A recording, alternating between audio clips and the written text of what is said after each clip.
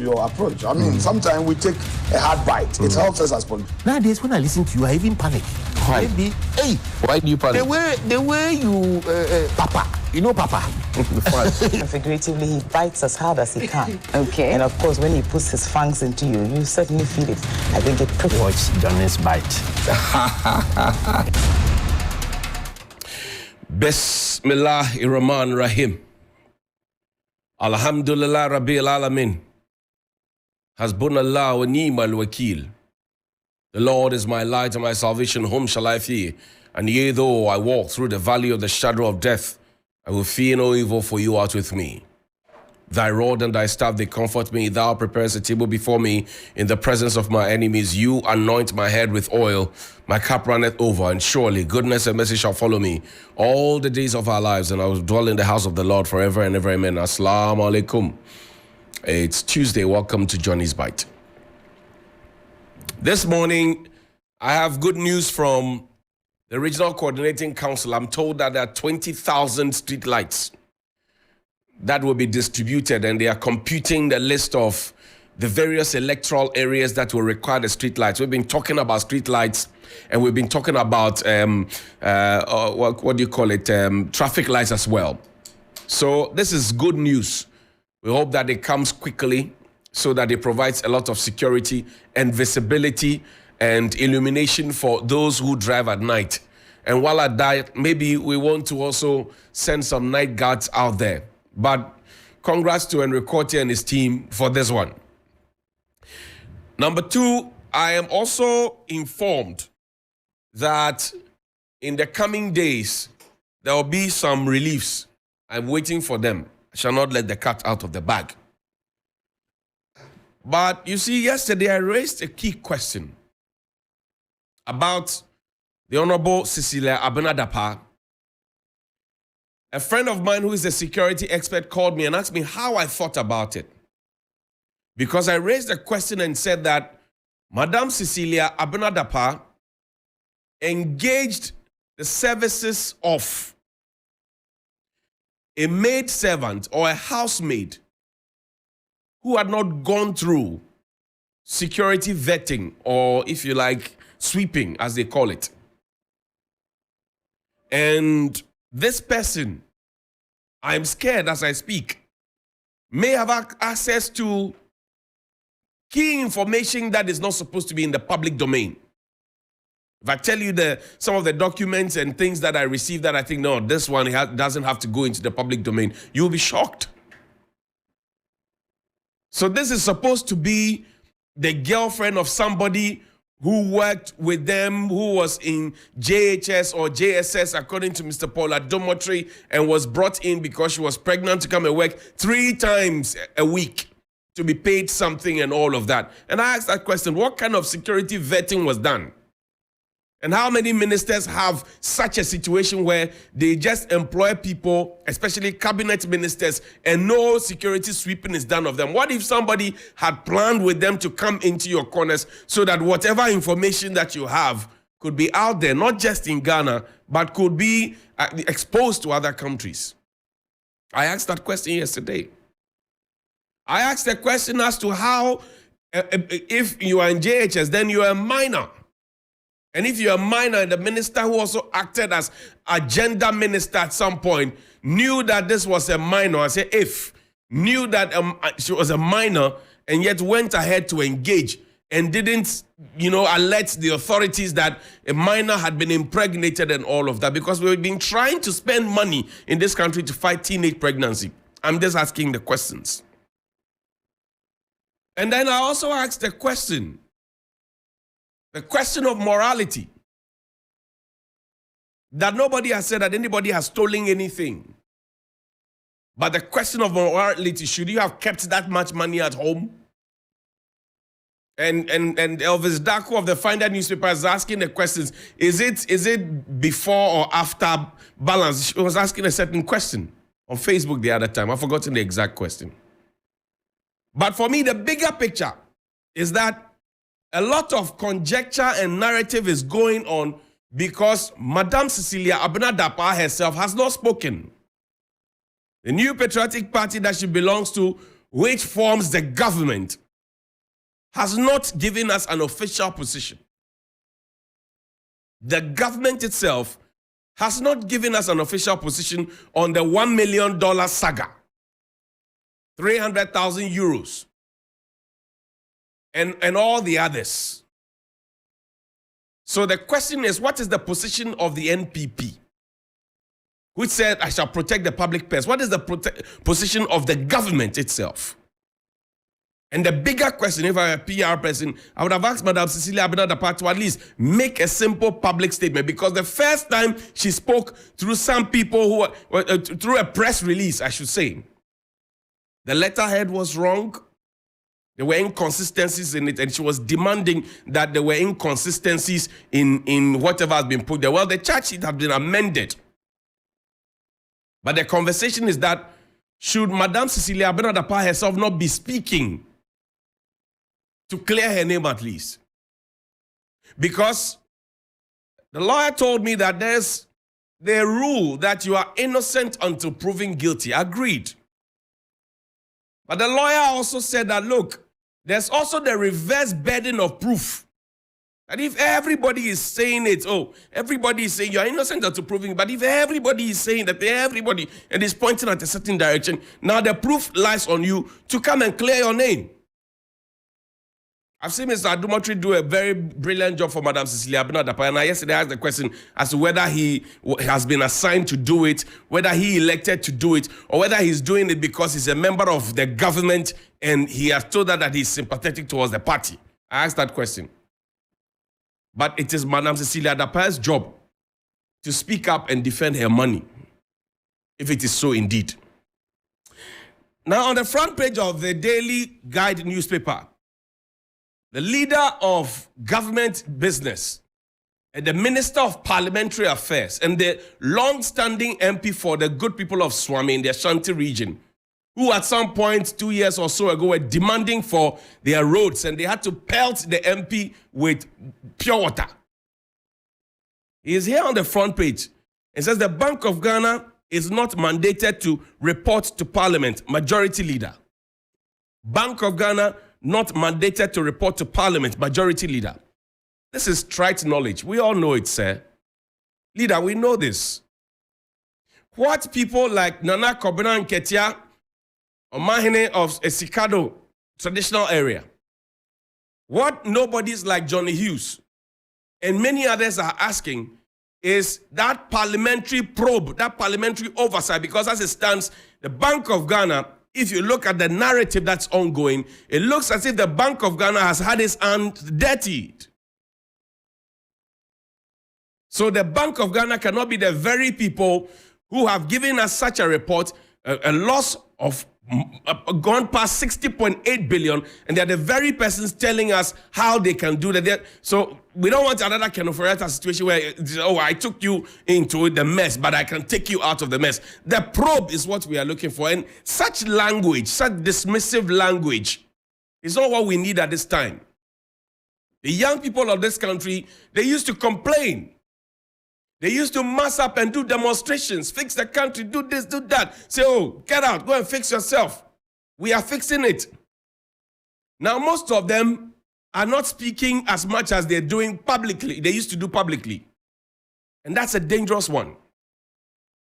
Because if you are in a relationship with somebody and you take action A and the person gives you reaction B, and you continue to take action A and the person doesn't give you reaction B, you should be worried.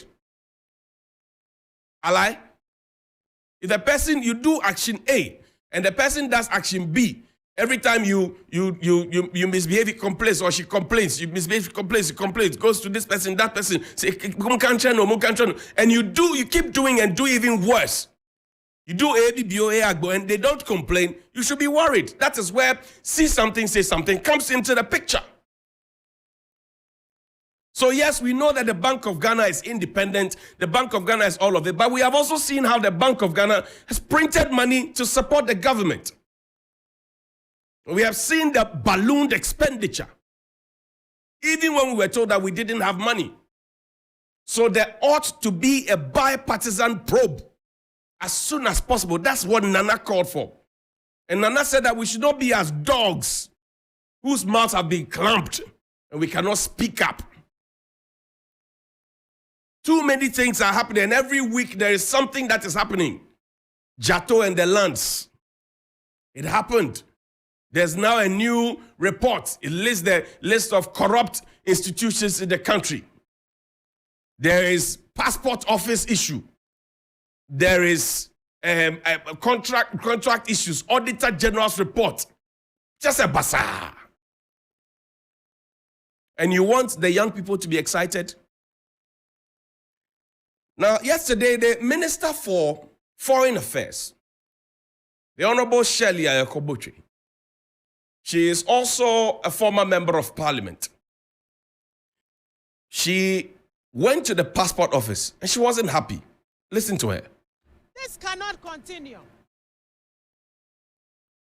I always say that there's too much happening that really shouldn't be happening within the passport acquisition system. If we talk about Goro people, these Goro people are outsiders. They do not work on their own, because if the Goro person collects somebody's money, they need to work with somebody from inside to change the dates. They work with people from inside. I'm not saying all of you, but there are some of you who are engaged in it. And this should stop. The blame is always on the Ministry of Foreign Affairs. Meanwhile, it's the agencies, and I'm sure even some of our staff are involved. Public servants who are supposed to be giving public service to Ghanaians. The Vice President has led the digitalization effort with my support and all of my officers to put in place an online system. Now the online system is being manipulated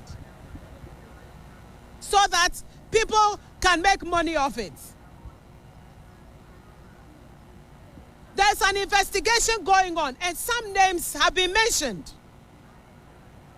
And there are people from outside, a cartel, who are working with people from inside. Anybody who has been here for more than a year, from Monday, please do not come back, because you've been changed. Johnny's Bite.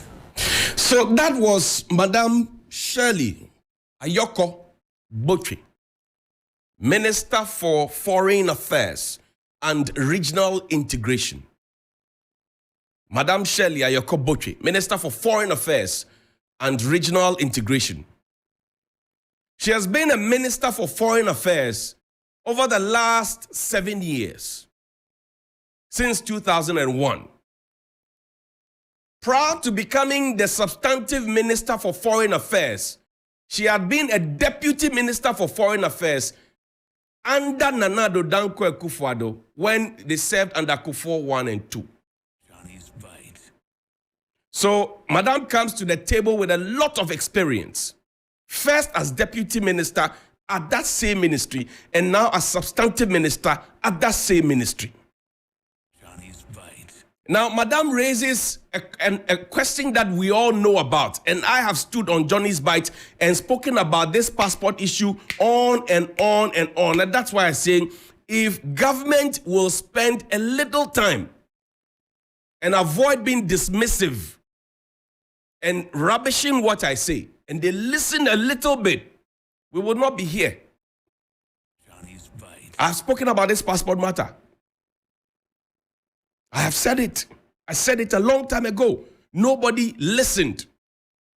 There's a difference between hearing you and listening to you. They are hearing, but they are not listening. Johnny's Bite. I told you about it. The length of time that people spend when they apply for passports and how they do not get the passports and how things are running. I mentioned it here on this platform. Johnny's Bite. I'm sure it was oh Kasadodo, Eviechon, JJ Jeng, on the ball for lawyer. Today, Madam is complaining about the same things. And Madam is justified to be angry because it doesn't look good on us. That's the point. So I agree with her. She has to be angry.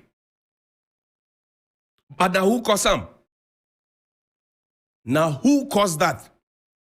And you see, Madam is busy sacking people on live television before the press and telling people that if you have been here for more than a year, go away. Madam, I can tell you on authority, per my information that I have, there have been people from your office, the Ministry of Foreign Affairs, people from immigration, people from this, people from national security, all of them, who have been there for more than 5 years. Johnny's bite. There have been people in the printing room who have been there for more than 1 year. If you are sacking the 1 year people, sack all of them.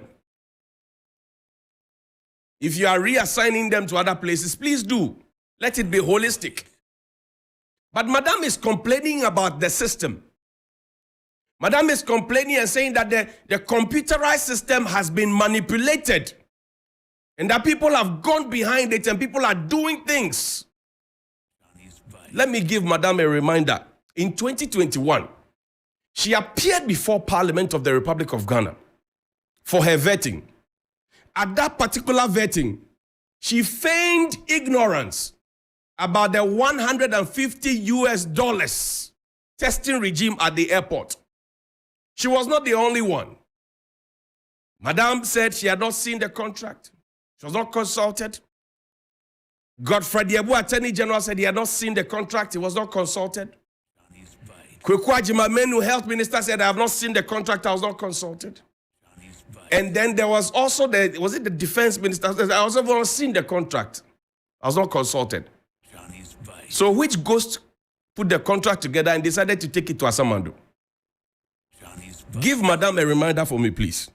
Now, what would you say are your two key achievements and your two major challenges in the past 4 years? Johnny's bite. Johnny's bite. Johnny's Thank you very much, rise. Honorable Chair. Two major achievements. I can think of many, Johnny's bite. but to do with passports, Johnny's bite. we've been able, since Johnny's I was bite. minister, or since I became minister, or during my tenure as minister, we've been able to, first of all, increase the number of passport application centers that I came to meet, which means that we are bringing passport acquisition close to the applicants. Johnny's bite. We have also, Johnny's in collaboration with a private sector operator, set up three. Chairman, sorry, we are following you through. You've increased it from what number to what number? From We which have- capital in which region in Ghana for our record? Yes, leader. Johnny's We have set up a passport application center in Tema, in Koforidua, in Cape Coast, and in Wa. And we are almost close to completing preparations for the Upper East. We are also, sorry? Yes, we are also going to ensure, if I'm giving the nod, that the 6 new regions have their passport application centers. What we've also done, Honorable Chair, is to make passport application fully online. So far, it is working very well. So people are able to Johnny's bite. fill out their forms online. They are able to get their Johnny's the bite. dates and to choose which passport application center they want to visit. Johnny's You heard Madam. She said it is working very well. So how did something that was working very well before 2021 suddenly become faulty, there's a question of supervision. There's a question of leadership. So if Madam is standing out there speaking to the press and sacking people, she should be sacking herself first. Because something that was working and fixing problem and with a public-private partnership was functioning well and was being decentralized, how do you suddenly come and tell us out of frustration that it is not working well? Madam, you are late to your own party. We have been at this party for more than 7 years. You are late at the party and you are ranting. You should be giving us solutions. You are late to your party, boss. Because you told us at the vetting table that it was working. Do you owe the printing press? Do you owe the printing press? In last year, you told us that the shortage of the booklet was because of COVID situation. And that was when the COVID Russia-Ukraine, what do you call it? The signature tune had just been composed, so it was fresh and we're singing it. Johnny's Bite. There's a printing press on that main Achimota Pokwasi Road. Johnny's Bite. Do we owe them? Do we owe them, and that's why we cannot pay to collect books? I'm just asking my questions. Madam, before you come public to give us a holier-than-thou attitude, I pray, Madam, do some self-introspection. Because I've raised questions. If you had done a software and you had done an end-to-end, back-end protocol, and that protocol could be breached, whoever developed it for you needs to give us a refund. I mentioned the GRA's e-tax, what do you call it, filing software. I showed it on TV3 New Day, Johnny's Bite. How you can just type in anything and it will generate something for you. I mentioned it. So now you are telling us about the passport situation. Should we also be worried about ICOMs at the ports? And then you suddenly throw in Dr. Bawumia and the digital agenda and all of that. If the man who brought us all this digital agenda, we are seeing loopholes. And Esla Osua Kufu's software for SIM card registration, people are beginning to bypass it as well. So how porous are our softwares? And what does that mean in terms of security implication? These are the questions we need to ask, not to be out there with emotional outbursts. Good morning, Madam.